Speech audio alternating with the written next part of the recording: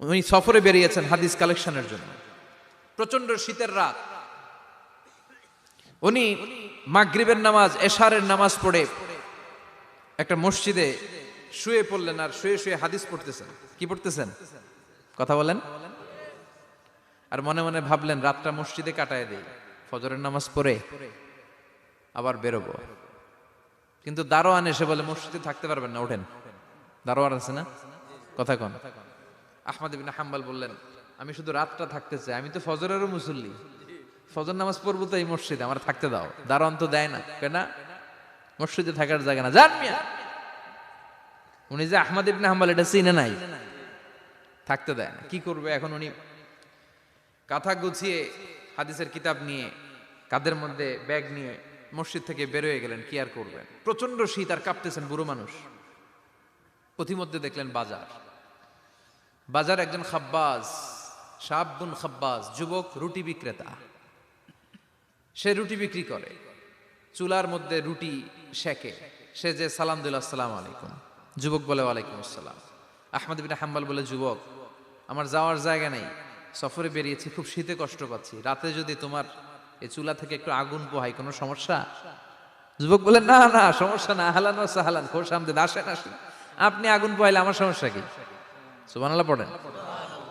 আল্লাহ শুকরিয়া করে উনি বসলেন আর আগুন পোহাচ্ছেন। আর খেয়াল করলেন যুবক রুটি বানায় আর পড়ে আস্তাগফিরুল্লাহ, রুটির দলা বানায় পড়ে আস্তাগফিরুল্লাহ, খামির বানায় আর পড়ে আস্তাগফিরুল্লাহ, রুটি নিয়ে উনুনের ভিতরে, চুলার ভিতরে সেকা দেয় আর পড়ে আস্তাগফিরুল্লাহ।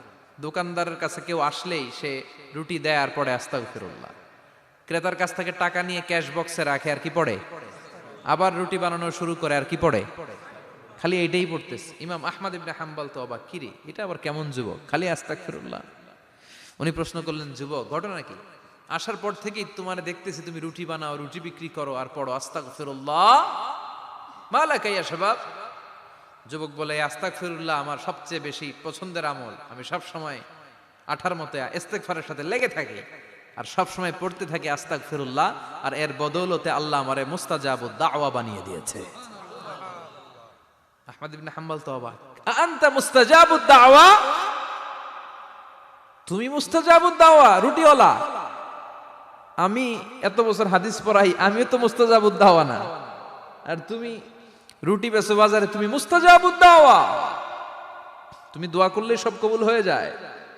যুবক বলে, নাম আনা মুস্তাজাবুদ দাওয়া, আমি আমার জীবনে যত দোয়া করেছি কবুল করে নিয়েছে কে? সব দোয়া কবুল করে নিয়েছে আল্লাহ, একটা দোয়া ছাড়া। কয়টা? আহমদ ইবনে হাম্বলের কৌতূহল, কিউরিয়াসিটি আরো বেড়ে গেল। কি? সব দোয়া কবুল হয়েছে, একটা দোয়া ছাড়া? মাযালিকা দোয়া ইয়া শাব, কি সেই দোয়া?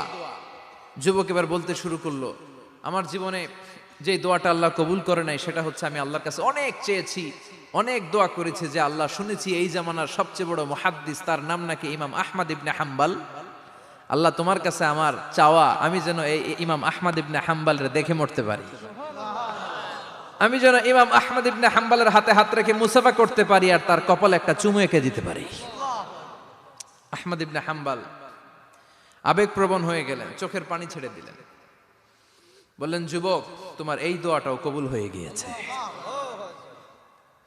আহমদ ইবনে হাম্বলের দেখা আর সাক্ষাৎ পাওয়ার জন্য আহমদ ইবনে হাম্বলের বাড়িতে তোমার যাওয়ার দরকার নাই, আহমদ ইবনে হাম্বল তোমার দরবারে ছুটে এসেছে।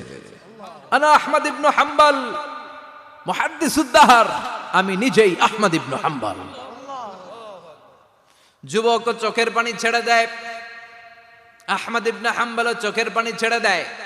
যুবক চিৎকার মেরে ইমাম আহমদ ইবনে হাম্বলকে জড়িয়ে ধরে, হাতে হাত রেখে মুসাফা করে, কপালের মধ্যে চুমু খায় আর আল্লাহর শুকরিয়া করে বলে, ও ইমাম, আসলে এই দোয়াটাও আল্লাহ আজকে কবুল করে নিল। বিশ্বাস হয়? সবসময় ইস্তেগফার পড়লে আপনার দোয়াগুলোর এইভাবে কবুল করে নিবে কে? এই 5টা জিনিস পাবেন সবসময় যদি ইস্তেগফারের সাথে লেগে থাকেন। রাজি আছেন তো?